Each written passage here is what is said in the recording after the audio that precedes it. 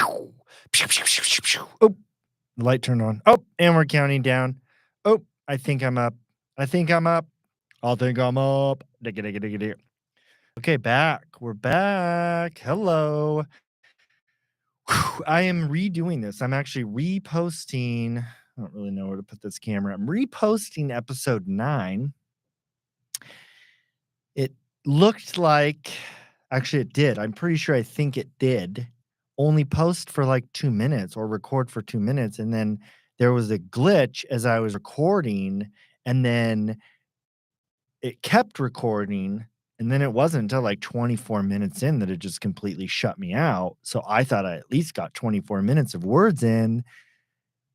And then when it posted to my channel or to the webs of YouTubers, it only showed 2 minutes. So in that first glitch out when it was like, your connection is bad, we're reconnecting, and then it kept counting like it was connected.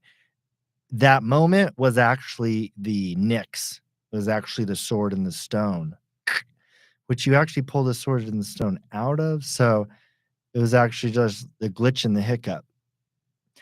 And it stopped it 2 minutes in, even though I talked for 24 minutes. 24 minutes talking all by myself with nobody watching, just like right now. Nobody's watching, but I'm back. Episode 9 is back.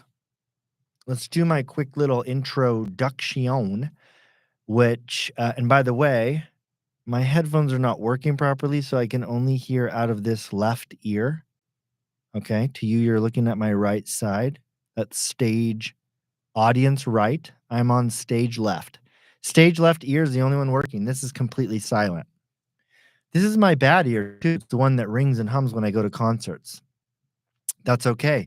We're going to keep pushing forward because last one glitched out, and I've already made it past that. I'm at 2 minutes and pulling on the other side.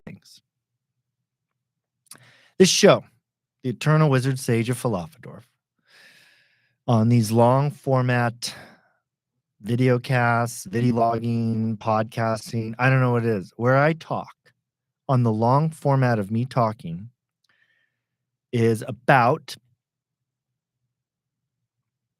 me being, the whole show is about honesty, truthfulness, leading to our authenticity, to authenticityness. That's the whole point of the show. Honestly, truthfully, authentically you. Authentically you. Where we are just talking, we're being honest about our stories, about ourselves, we're being truthful to ourselves because it is not about the other. It is never about the other. Though we get into habits and situations and thinking patterns where we assume it is the other, it is the circumstance that causes the issue. It is the other's behavior or actions that causes the issue. I don't think so. I could be wrong, but I do not think so. I think the other is never the issue. The circumstance is not the issue. The other might not be enjoyable to be around. The circumstance might be some suffering and pain that you don't want to go through, but that is irrelevant to the honesty and the truthfulness to ourselves, to where we become more authentic. And I think that as we become more authentic, the tethering to bad people, to bad situations, to bad behaviors starts to thin out. And eventually, like a loose, long, old thread, dink, pings, boing, dink, it splits, it rips, tippy tops. And we are untethered from that. We do not do that behavior anymore. We don't participate in that substance. We don't hang out with that group of rapscallions who kept getting us in trouble. We don't associate in situations we don't like. We don't put ourselves in similar circumstances we did not enjoy. For the most part, we can do this ourselves. Yes, I know. There are situations that are uncontrolled by people, and it is not fair. And, hopefully they get out of those things. So this is just getting at most of the time, the most part. Most of the time, what can we do? Because sometimes we can't do anything. And sometimes the circumstances are rough and we have to learn to adapt. And those are where we also have honest and truthful moments. Okay, this is honestly where I'm at in life. So I need to be truthful about my new capabilities. I need to be truthful to myself about my new way of living. And then how do I accept that? How do I talk to myself in my thinking parts, honestly and truthfully so that I'm authentic? Because the authenticity does not change. You still are the same person, whether you have one leg or two legs, or you have lots of hair or no hair, or a beard like a wizard. Oh, I think it's actually scraping against the mic.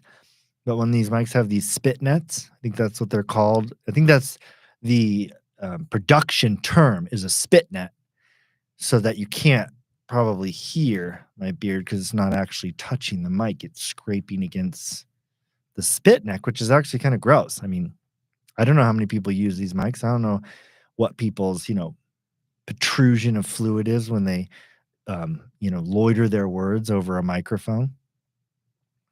Could be diseases, but probably not diseases, maybe a virus or something. I don't know. Let's move on to episode 9, a repeat of the 2-minute episode 9. 6 minutes and 32 seconds in. We're already longer, and I have 0 members watching. I love it. What are we going to talk about today? We're going to talk about doing what you think is best, even when you think that you're doing the wrong thing. Because that's been an ongoing thread of my life, story of my life in most of my jobs. Most jobs have a set list of tasks to accomplish, a set list of duties that job title or position is responsible for. And I don't want to say that that's not what that job is about, because I don't know what job you do. But this is where, as we live authentically, we don't always match up to the job duties. We don't always line up daily with completing the job tasks. We do the thing that is most nearest to our authentic being, which tends to lead us in a better direction, even potentially getting fired. That is okay. That is hard. It is hard to change our mindset into, am I doing the right thing for who I am versus am I doing the responsible thing? I'm going to use the word responsible because it seems like it could hit a little harder. Am I being responsible to what is the expectation of me? I just read a devotional the other day. I read those sometimes by an Oswald Chambers, lovely man. Never met him, but he writes lovely. And he quotes a verse where it says, "Do not bother about being useful to anyone." Do not bother about being useful to anyone. I have a difficult time with this thought. In my line of work, I'm supposed to help people correct course, help people reevaluate the decisions that they've made, reevaluate how they're communicating with one another, if it's a group, and find a new way of doing things that is more positive, has more emotional regulation, and respects ours and others' boundaries. When I go into these situations, it is difficult for me not to assume that I need to impart information I know, that I need to correct others all the time, that I need to give them the advice that would make their life better. And I don't know if I'm supposed to be making anybody's lives better, but that's like part of the expectation. That's part of the tasks and the job responsibilities, the duties of my vocation is correcting others in what they do so that they live better. And honestly, I don't care how anybody wants to live. I really don't. I want you to be happy. I want you to have some love and respect for yourself. and truly be happy and enjoy life. I don't know what that means. Maybe you want to race cars. Maybe you want to dance on stage at a Bon Jovi concert. Maybe you want to pick up trash. Maybe you want to run a lawn car business. I don't know. I don't know what you need to do. And I don't necessarily know what you need to go through, what, you know, bad jobs you have to get fired from, what arguments that you have to have with a friend or a spouse. You get kicked out of your house and couch surf for a year before I don't know. That's the difficult part is none of us know the own route we're supposed to take to be our authentic selves. The whole goal is to just be honest and truthful. Shimmy this down, the stories that we tell ourselves in our thinking parts, and I'm gonna try to be smart about always using the word parts, not just your thinking brain or something like that.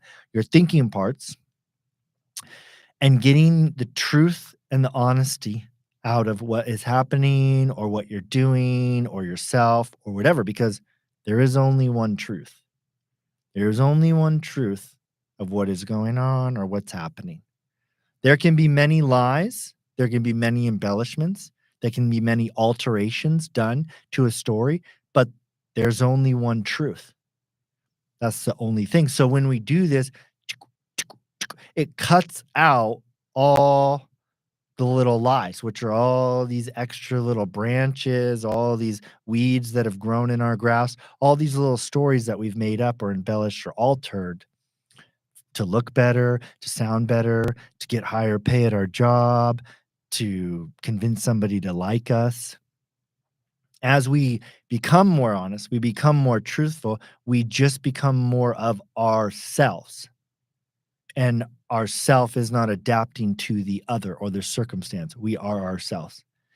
Because the goal is to be ourselves in any situation, whether that's that job, singing in your car, taking a shower, playing with your kid, talking to your boss. You want to be The goal is to be the same person all the time in every situation. You are not this human here versus this human here. You don't act like this at home versus act like this with your buddies. You act the same. What you say there, you're willing to say there. And those are what help you get closer and closer to the authenticity of yourself. And I don't know what another person is, let alone myself, supposed to go through to find that authenticity. I don't know what positions I'm supposed to get canned from, or what people I'm supposed to date and get dumped from, or what, car's supposed to break down on me at some point when I need it. I don't know those situations, those sufferings, those sword sharpening moments that I need to become my authentic self. What I do think is that the more honest and truthful we are, the more we get to the sharpness of our authenticity sooner. We may still go through a lot of stuff, but we become more and more of who we are in every given moment as we do those things. Again, back to me being useful, because I want to be useful. I want to help others. I want to get them to where they want to go, even though they might not actually know where they want to go yet. Maybe they're a younger person, maybe they're even an older person, and they keep thinking this is what I'm supposed to do, or this is what life's supposed to be like, and it's not. But they don't know that until they go through maybe some trials to change the way they think about things, to change the way they feel about things. It's difficult. I have to remind myself going into these situations, these households, these environments, these community-based moments with the idea that I need to be useful pushed out of my mind. I'm here to just do the next right thing. I'm here to just display who I am and not necessarily think that I'm going to give you advice. Because even if I'm giving great advice, let's just say I'm giving great advice, the information I'm giving you is a more positive way of thinking. That is true sometimes. This way creates less resentment and less conflict with others. It gives us more empowerment, more responsibility to be ourselves. It is good information. I could bang on the wall with that information, but who I am, the context of their situation, or the way I word it might not be plugging in right. It might take another random person to say something similar but different in a different way or structured it differently for it to click and for them to go, I don't really want to do that anymore. That could happen walking down the peanut butter aisle at a grocery store as opposed to in a structured session that I do where that's what we're supposed to do. Now, if I'm going to give good advice, I'm going to give good advice. The idea is not to not give good advice or to not say what would be a better way of living. The idea is to assume that I will impart what I know, but I'm not doing it to be useful because I don't need to bother about being useful. What I need to bother about most is being authentic. And if that's how I live, if that's the truth of how I live, then I can display that and I can put my truth on the table. Now, if I say, well, this is what you should do, but I'm not doing it, it's not truth. I'm not even doing what I'm telling you you should do to have a better life. That's not a truth. I'm a hypocrite. I'm leading two different lives. Yet you should always put your laundry away as soon as you pull it out of the dryer. I don't do that. I have a hard time doing that. I'll be honest. There are other things, playing cars with my kid, that takes precedence. That is more important. When I get home from work, the laundry can wait. And sometimes it waits for weeks or a month. And sometimes I just have to pick from a clean pile. That happens. That's okay. The usefulness, though, is a difficult thing for me. I want to be useful. I want others to look back sometimes and go, gosh, Tyler just gave me the best advice. And now I'm living a better life because of the advice he imparted. Now I am a better me because of that person. Boom. That's what my ego wants. That's what the persona, the outward, the surface level persona wants to be acknowledged for doing the right thing and being extremely useful in the gearing of you to having a better life. That's not the goal. The goal is not, do not to bother being useful to others. Do not bother being useful to others. It's wasteful. It's setting your tone to be useful as opposed to being yourself. Letting it all go, letting your reputation go, letting your advice go, and just being who you are, showing them the example of what it looks like when somebody is authentic. That is the behaviors, the actions, the authenticity in the way you live. That's the example. That's what people learn from. Words are good, but they also, they just fall by the wayside sometimes. They're just there. They're just fillers. And unless somebody is asking you, hey, can you explain this to me? Or what is your advice in how I should do this? Okay. You're asking the questions. I'm not going to answer that. Probably be rude. But again, how do I answer without the assumption in my own head that it's like, ooh, I got the knowledge. I got the smarts. There's something I've noticed in working with lots of people, especially of the age of a younger generation. I don't know which one we're on. It seems like they just make up names all the time, and I don't really know what the point is of labeling a generation name. I don't really know. Maybe that's a workforce thing or a social security card thing. I don't know. But in those environments, especially with the youngers, it seems like the more that I just choose to care and be present, then the more engagement I get. It's not necessarily about breaking down bad behaviors, explaining what you were probably thinking, trying to figure out better ways to think to live a better life. No, just the presence, just me being there presently with them. That is what gets the most engagement. That is what really gets some of these people to bond with me. There are many people have even older people who, when I show up, I'm just there. Am I gonna get anything done for you today? I might not. I might not even have good advice. I don't know any lawyers who do that. I'm sorry, I have 0 contacts. I don't know what the process is for that school thing. We're just gonna have to call the campus because I don't know. You could do that on your own too. I'm literally not really that much help right now. I'm just telling you, just call, or we can call right now. I don't know. What's your network? Get me hooked up with someone where I can get a good job. I don't have a great network. I work with mostly people on probation. I don't know. Is that a strong network? Maybe it is in some ways. The difference sometimes is that I'm just there. I'm just there. I'm not waiting for the session to be over. If anything, I need to make sure that I keep an eye on the time so that I don't go over because I could probably talk to this person for 2 hours longer than I actually am supposed to be with them.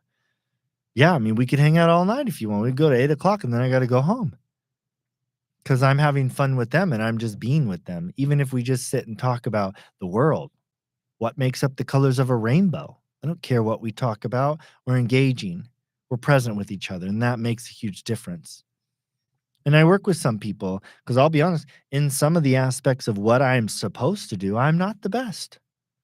I'm not the best at finding these types of resources. I don't keep my thumb on the pulse of the housing market to know what's available, what's not, and what the market rate is. I don't know those things. If you want me to find them out, I'm gladly. I'll look them up on some AI or I'll call a phone number for the Housing and Finance Resource Department. I don't know. I'll figure out what the answer is.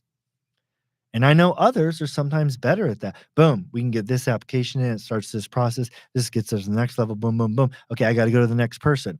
And they're just there. I mean, they're good at that backside stuff, but they don't necessarily, they're not there. They're just looking at how many appointments do I have to get through to get home.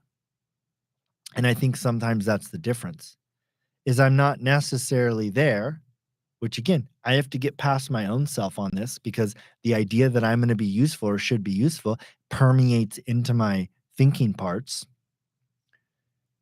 When I can avoid that thinking, when I can not worry about being useful and just going, I'm here. I might even have to say this person, I you're going to have to figure that on your own. I don't even have any advice on that situation. This is what I might do, but if you might not be like me, so maybe that's not the right way to do things. But if I can show up and not think that I'm being useful, but show up, put my technology aside, put my responsibilities at home aside, put the mistakes or how the morning went and how I was grumpy or didn't turn out right and I left on not the best note. If I can put anything that happened aside and just be like, boom, for the next hour and a half, I'm here. I'm with you. I might not be able to help you, but I'm with you. It makes a world of a difference. And then I can get people who want to keep meeting with me and not because I give the best advice, not because I can, reference the DSM-5, because I'm just there. And in a lot of situations, especially nowadays, you know, I don't want to sound like some old guy, although I love being old. As there are more distractions for our entertainment, especially in this, you know, where I live, if there are more distractions for your entertainment, there's less direct engagement. There's too many distractions for true engagement. And that can make it hard because you can get more done. You got a computer in your pocket. You can make more phone calls or text. People love to text nowadays. And I do get texts from people sometimes, and I'm not great at texts. Sometimes you're not going to hear from me from 2 days. And I worry sometimes that that upsets you because I'm not able to respond to you right away, or I'm not able to give you an answer, and I'm not even sure what to say. So I'm just waiting because I'm not sure what to say. So I don't even know what to text back. IDK, TBD. I don't know what to text back. So I'm waiting. I'm waiting for the right time or the moment, or maybe just to make a phone call. And then when you get on the phone, I'll just figure it out then. and I'll wing it, and I might stumble over my words, and I might sound not so intelligent. And it's okay as long as I'm being myself, as long as I'm being who I am. But I'll call you. I'll probably call you. That's my style. I'll call you. Didn't text you for 2 days. You asked me a question. Call you when I'm on my drive time Monday when I have a moment. Let's go over this. And I'm surprised sometimes at the lack of backlash or upsetness or frustration or irritation that I get from somebody assuming, making an ass out of me in my own mind, assuming that they might be upset because I didn't even respond to them for 48 hours or 72 hours or whatever. But the fact that I've called and the fact that there is a sense that we can get from others that they're not here to do the right thing, they're not here to tell us we're making bad choices. They're just here. They're just here with me. And it makes such a huge difference. They can sense, this person can sense that I'm on the phone. I'm not thinking about, did I pack my protein powder today? Is my apple getting warm in the back seat? I'm with you. I'm here. I'm listening. I might even cut some of the time into the next session because I don't want to just say, oh, I got to go right away.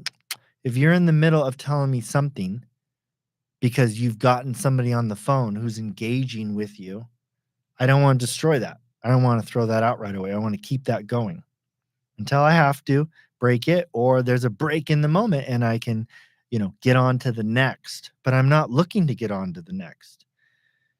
I have sessions that are very regular. Like my schedule is pretty regular with the clients I see.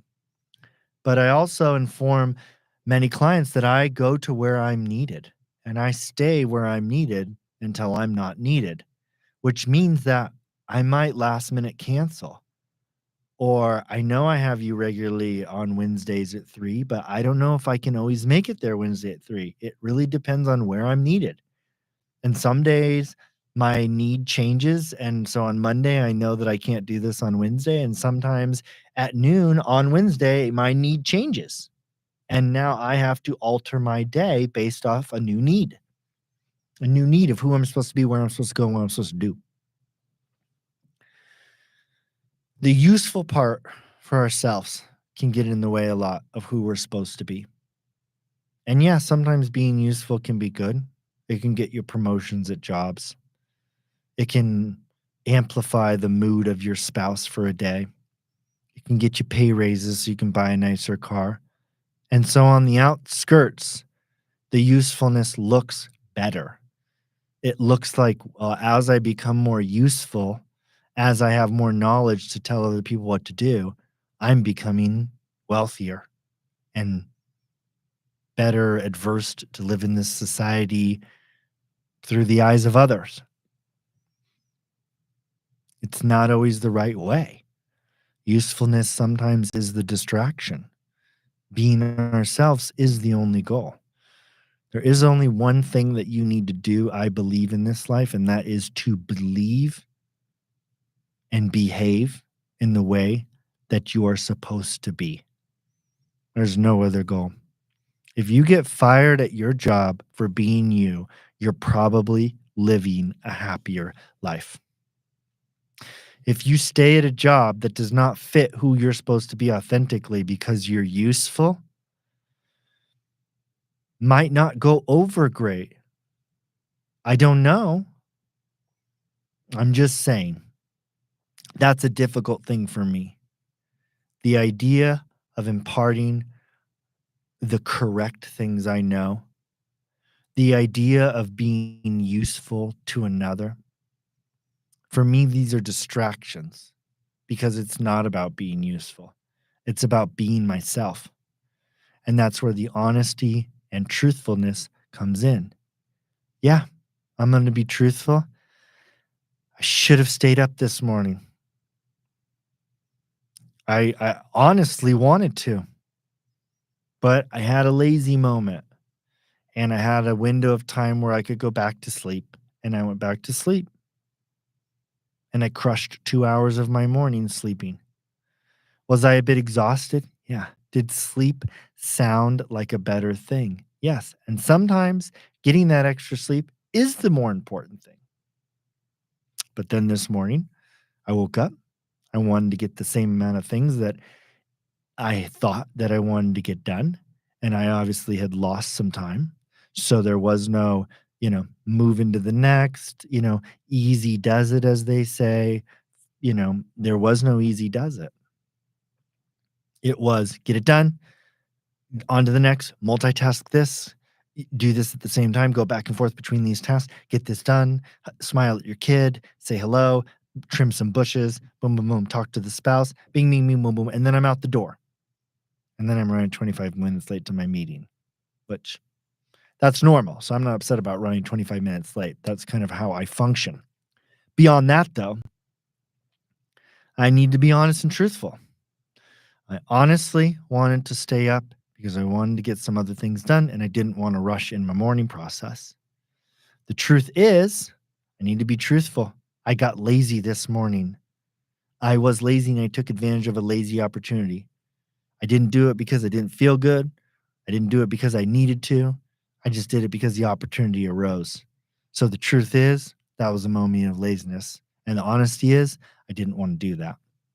Now I can use those moments to be a more authentic on the next round, on the next moment, because I wasn't authentic to myself. Then when I leave this, I need to drop it. I need to be honest. I need to be truthful and drop it and move on and then go to the next thing without the idea of being useful, without the idea of like, oh, I have this agenda. I need to get this done. We need to do this. Boom, boom, boom. I have one person who I just started meeting with. They probably need a job. I'll just say it. They probably need a job and they could do it. They could do it, maybe not a full-time hard task, rush, rush, rush job, something. Maybe part-time at a library or something. That would be good for their mental health. It would be good for some socialization, and it would be good for them having a little bit of their own independence. It would be a good thing for them, and they are capable of it. Last week, meeting with this human being, I asked, have you sent some applications in? Yeah, I've sent some in. How many? A couple. Did you want those jobs? Yeah, kinda. Do you wanna look it up now? Maybe. Okay, I'm gonna look it up for you. I'm gonna start looking up, okay, they got this job, they got this job, you should apply for this job, this was then the statement came, "Yeah, I kinda just look at Indeed or whatever, occasionally, once a day, just to see, and if I see something I moderately like, I'll apply for it." I got the sense that they were in an indirect way telling me, "I don't really wanna do this with you, because 'cause I'm not gunning for a job right now, and the internet's not great at my house, and I really don't wanna look on your computer screen with you at all." So, I pulled back. I sensed that they were not really looking for me to help them look through jobs on Indeed because they probably already looked that day or the day before, and then it's probably not that much different. And they semi know how the process works, so they don't really need someone to do it. Maybe a little oomph once in a while, just how many have you done might help. But again, the sense that I don't want to do this right now came across. So I just sat back from the laptop and I just started talking to them. Don't even remember what I started talking about, but the conversation, the tone of their voice, their body language shifted. And then they were just there with me, sensing that I was just being present with them, and their mood uplifted. They became a little more talkative, maybe a little couple laughs in there, some joyfulness blossoming.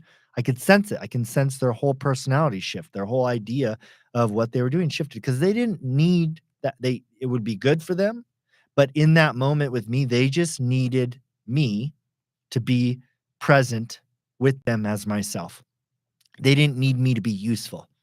They didn't need to go, let's get this done. Let me go knock on doors. They didn't need the usefulness that I came in there thinking that I needed to give them.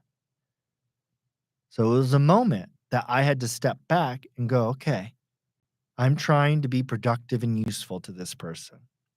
I'm getting the sense that they don't really want me to do these things. And so the next 45, 50 minutes was just bantering, talking about, I don't know, food that they're good at cooking at, talking about jobs they had in the past. So sometimes the conversation did lead to maybe moments of reflection. Maybe they got even some insights of thinking about what they really want to do in the future. I don't know. It was just a conversation. Do not bother being useful to others. Do not bother being useful to others. Took it out of the equation of that meeting and the math added up. Then it was just 1 by 1 equals 1. We were just one unit of people talking, and there was no usefulness in it. It was just getting to the idea that they just needed somebody presently aware. Then it becomes hard. I'm not trying to say anything about myself. It's just hard because that is a worry to move to another because I can't meet everyone that I want to. I can't fit everyone in my schedule. I need to move you to another person. And honestly, there's some that you would be better with this person. You don't need to be with this person, mostly because some of the stuff you need, I can't do for you in terms of like, you know, what you need to get out of it, your social aspect, the relationships, the friendship that kind of needs to be there for true growth to occur. I'm really not what you're looking for. But it can be difficult to then go, let's go to this person, or you should go meet with this person because there's lots of moments where people are disengaged and they're just trying to be useful. They're just they're just counting in their head, which you can sense this stuff, whether you think it or not. You can sense it that there's another person that's counting down the minutes to be over because they just want to get home and see their spouse. Or they just, they have an appointment they have to get to and they don't wanna be any few minutes late. Or they just wanna get home and they're tired and this is like, this is dragging on. There's just a sensation that people get that you're not there. You're somewhere else or you're trying to not be there. And that becomes a worry of sometimes when I have people and the other person might be perfectly good at being present and making that their task, but there becomes a worry that this person might just be like a lot of people I know, and they're there, but they're not there. They're just telling me what to do, and they're trying to motivate me to get things done, and that's what I say I want, but the truth is, it's deep down, that's not really what I want. I just need somebody to be there as a peer, as a friend. So those are things where it's not about being useful. It's just about being there, and the usefulness can get in the way, and it can become a distraction. And in that moment, it was. And I might not get the most done. And I'll be honest with it. I'll tell some of these people, like, if you need this type of person, if you need someone who's not going to cancel last minute or someone who always shows up on time, just realize that I'm not your dude. I'm not your human. I don't function like that. When I'm there, I will always be there. The amount of time that I said I was going to give you, you will get that amount of time. But I also float with the river of life. And I can't necessarily predict the current of that day. I have to go with the current. But the idea that I'm there and I don't need to sit there and go, paddle hard, paddle. There's a rock coming up. No matter how hard you paddle, we might still hit the rock. You might still hit the rock. Sometimes the right thing to do is to sit back, float with the current, and it naturally pushed you around the rock. But the idea, like this morning, I better paddle. I said I was going to get to this point on the river. I better paddle. Again, caused a little stress and anxiety. I was trying to be productive. I was even trying to be useful to myself. Now, again, being honest and truthful about the moment, I can help, fix that, alter that, and live more authentically next time. But it wasn't necessarily about being productive then. I could have just flowed with the current. Maybe I didn't get to do what I thought I needed to do, but the morning might have gone better. The morning might have shifted a little bit. The time with your kid, the time with your spouse, your coworkers, your friends might shift a little bit when you're not trying to be useful or productive or smart or knowledgeable and you're just there to be there. And maybe you say stupid stuff in the moment of being there, but the fact that you're there gives the stupid stuff weight in change versus saying what you think is the right thing to say and it landing on deaf ears. That's all I got today. I got to go. I do have to go. I might be late. Hopefully, not too late, but I'll get there on time. Either way, point of this story is do not bother about being useful to others. We'll pick up more of that at some point in a episode further down the road. But I love you. I thank you for attending. Let me know if you have any questions, comments, or concerns. Until next time, I love you. I thank you, and goodbye.